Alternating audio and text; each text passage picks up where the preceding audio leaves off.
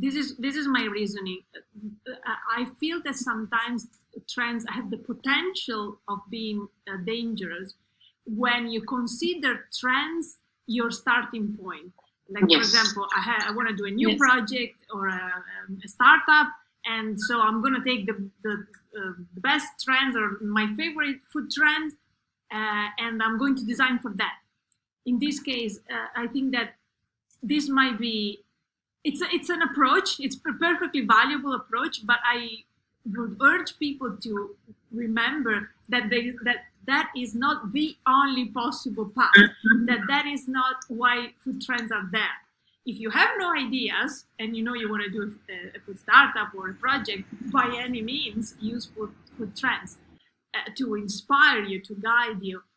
But also, and this is what I want you to get, I think that there are moments when some people have a brilliant idea, and maybe it's so new that it doesn't fit in any of the food trends available in that historic moment.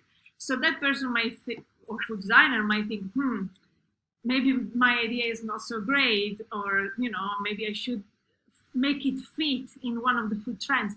There is that dynamic also. So if that is happening to somebody, maybe watching this webinar,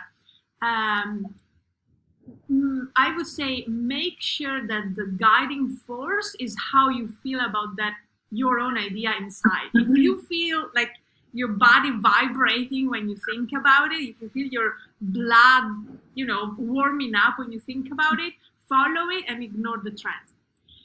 Having said that, in both cases, I do something following a chosen trend, or I do something following my own intuitions. That is the part of research where you go and learn about your context and your target user, and somehow you'll get to, for sure, most likely you'll get to learn and understand about food trends that are related to the context in which you operate. Would you agree with that? That food trends are useful, but also follow your own guts? Yes, totally agree.